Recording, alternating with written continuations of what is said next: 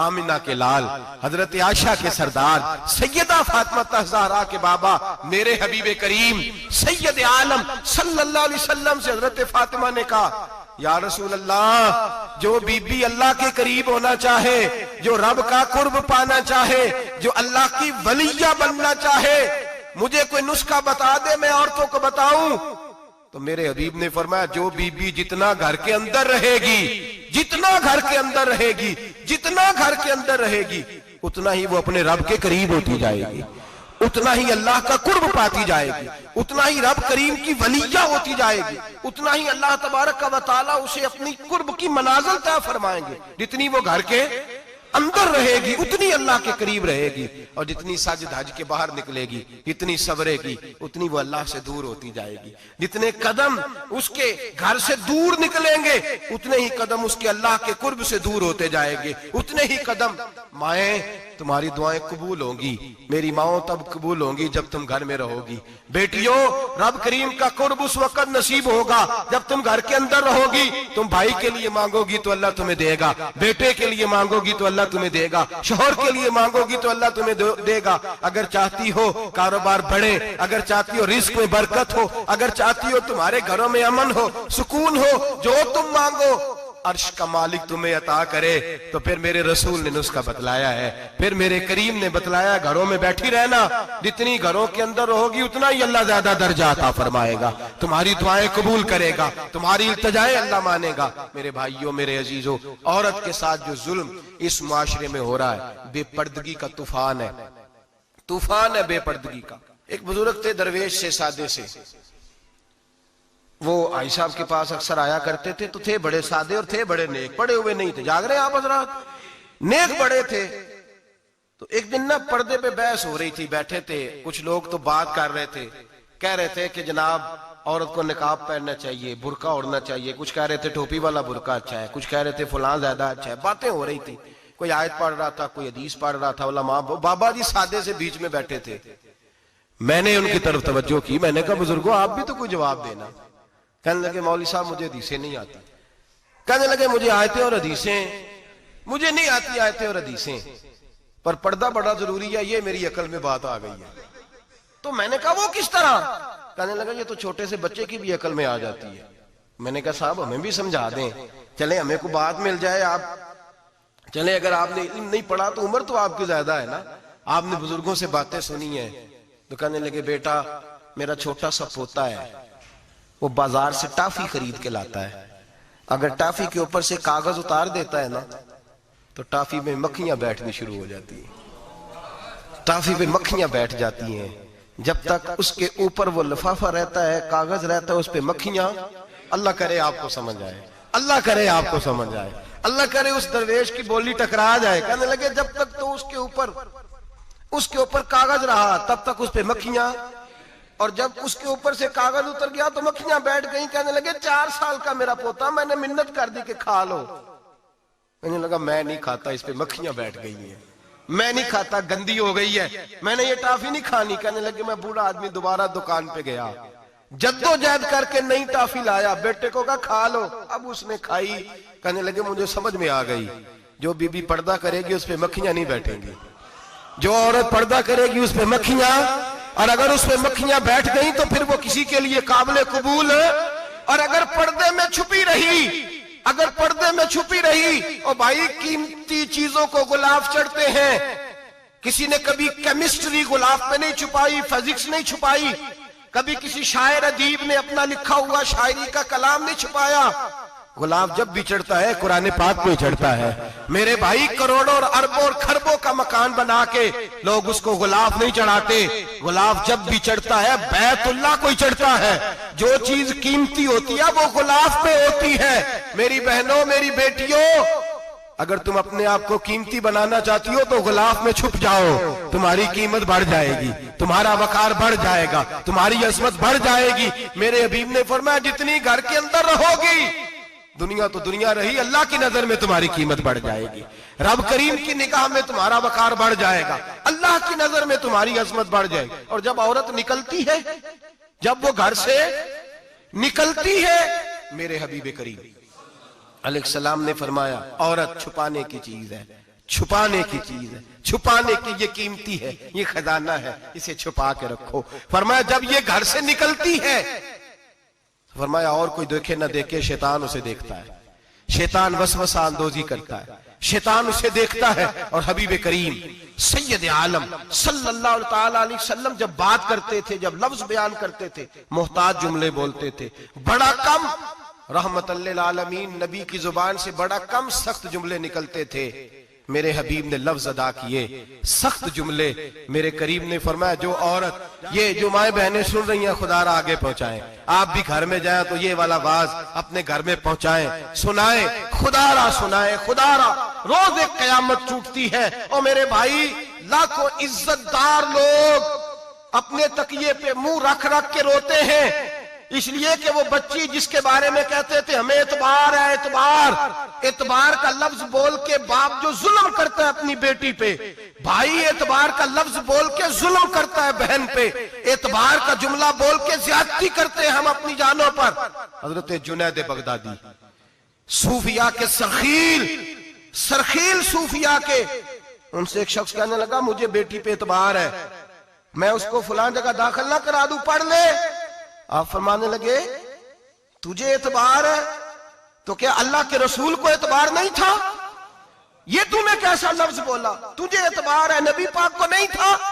میرے محبوب کے پاس حضرت عائشہ صدیقہ بیٹھی تھی، اور وہ بی بی جس کو قرآن کہتا لستن کاحد من النساء، تمہارے جیسی دوسری کوئی ہو سکتی نہیں۔ میرے محبوب کے پاس حضرت حفصہ بیٹھی تھی، جناب سودا بیٹھی تھی، اس سے بڑھ کر بھی کسی کو اعتبار ہوگا؟ جن کو قرآن کہتے ہیں ان جیسی دوسری ہو ہی نہیں سکتی۔ حضرت عبداللہ بن مکتوم نابینا سے ابھی آئے، او بھائی نابینا، دل کی آنکھیں کھول کے سنو، نابینا سے ابھی، نابینا آنکھوں سے نظر نہیں آتا، حضور کی بارگاہ میں آئے، مجھے اعتبار ہے بیٹی پہ، مجھے اعتبار ہے، سندل کی بنی ہوئی بیٹی ہے،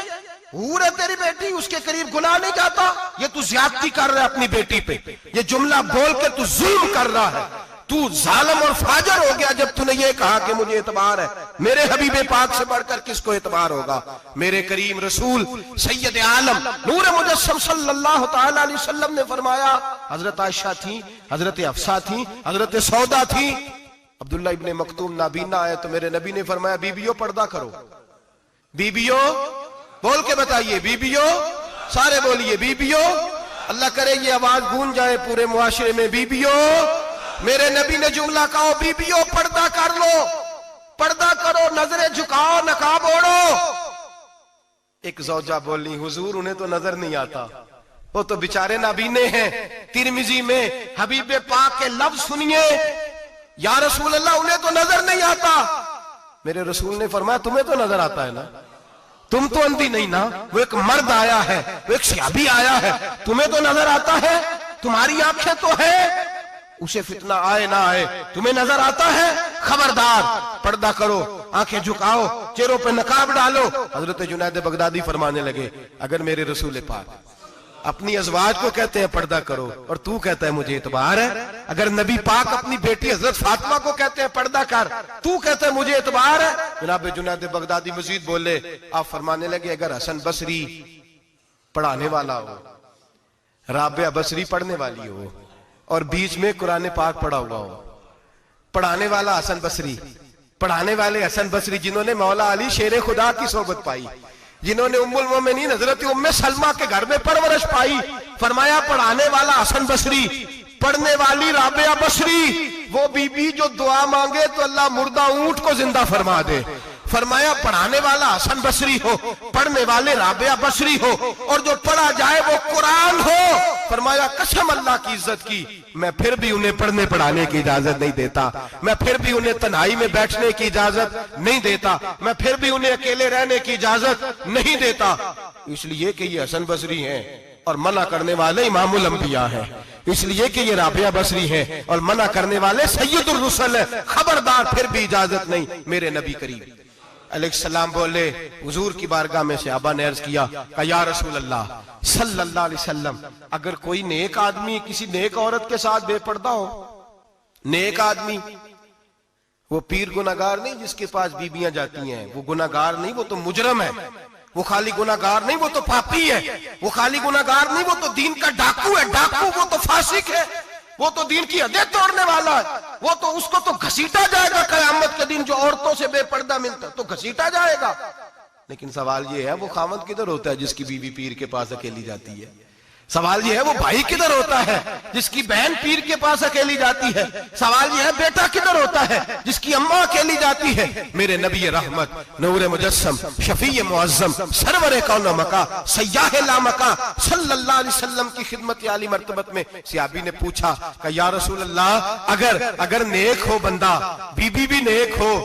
تو ایک میں بیٹھ سکتے ہیں؟ اعلیٰ حضرت نے فرمایا اگر عورت دین سیکھنے چاہے، پیر کے پاس جائے تو اپنے خاوند کے ساتھ جائے، اپنے بھائی کے ساتھ جائے، پھر بھی پردے میں بیٹھے، دور بیٹھے، آواز کے ساتھ بات کو سمجھے، لیکن اس کو تنہائی کرنے کی اجازت کسی کو بھی اجازت ہے، وہ چاہے جو مرضی بھی ہو، کوئی بھی ہو، بڑی کھلی بات کر رہا ہوں۔ میرے حبیب پاک سے پوچھا حضور اگر مرد عورت نیک ہو پھر بھی تنہا نہیں بیٹھ سکتے؟ میرے محبوب نے فرمایا اگر زکریا کے بیٹے یحییٰ ہوں اور عیسیٰ کی والدہ مریم ہو تو پھر بھی میں انہیں تنہا رہنے کی اجازت نہیں دیتا، پھر بھی انہیں تنہا رہنے کی میں اجازت نہیں دیتا، پھر بھی اجازت نہیں ہے۔ جب میرے رسول پاک صلی اللہ علیہ وسلم نے اتنی پابندی لگا دی، جب بات حضرت حسن بصری اور رابعہ بصری کی آ گئی، جب بات جناب مریم سلام اللہ علیہا اور جناب سیدنا زکریا علیہ السلام کی آ گئی، جب یہاں تک بات پہنچ گئی تو پھر تو ماڈرن ہے، پھر تو زیادہ اعتبار والا ہے کہ تیری بیٹی یونیورسٹی ڈرائیور کے ساتھ جاتی ہے، پھر تو نے کہاں سے وہ اس کے اندر نور بھر دیا ہے کہ تیری بیٹی اکیلی گھومتی ہے، پھر کہاں تو نے یہ بات سمجھ لیا ہے کہ تیری بچی جہاں مرضی تنہا رہتی ہے، پھر تو کہاں سے وہ قوت لایا؟ یہ تعلیم ہے۔ اقبال نے کہا یار مشرق ہوس میں غلطہ، شباب اریاں شراب عیسیاں، جسے بھی دیکھو گری کے عیسیاں، ہم ایسی تہذیب کیا کریں گے؟ اور اقبال کہنے لگے تمہاری تہذیب خود اپنے خنجر سے خودکشی کرے گی،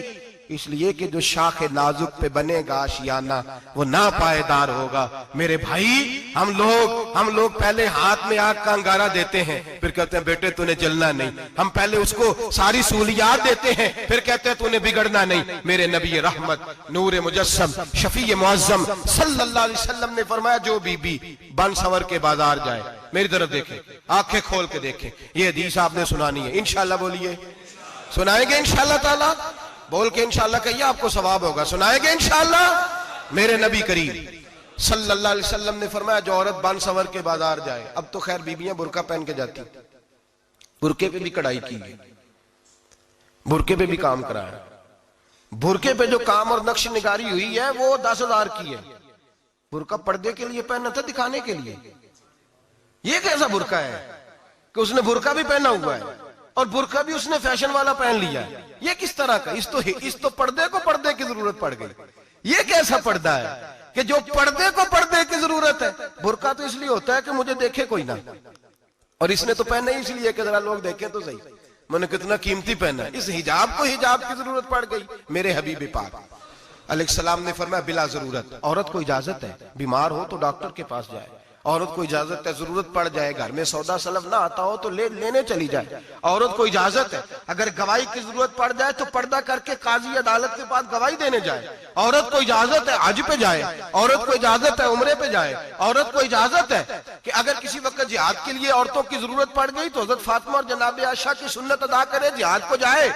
لیکن اگر عورت موج کرنے جائے اور روز کہے وہ دیکھیں نا فلاں پارک میں تھے آپ تو کبھی گئے ہی نہیں، فلاں جگہ تھے آپ کے پاس تو فرصت ہی نہیں، فلاں میری سرگودے والی بہن کا خامن تو روز لے کے جاتا ہے آپ نے تو کبھی توجہ نہیں فرمائی۔ روز پیغام دیتی رہے۔ میرے حبیب کریم سید عالم صلی اللہ علیہ وسلم نے فرمایا جو بی بی بن سور کے بلا ضرورت بازار جائے، نبی پاک علیہ السلام نے فرمایا ایک قدم وہ اٹھائے گی تو اس پر اللہ کی لعنت برسے گی، فرشتوں کی لعنت برسے گی، زمین والے لعنت برسائیں گے، آسمان والے لعنت برسائیں گے۔ اور میرے حبیب بولے تو فرمایا جب اللہ کی لعنت برسے گی تو میں بھی اس بی بی پہ لعنت ہی کروں گا جو بی بی بن سور کے جائے۔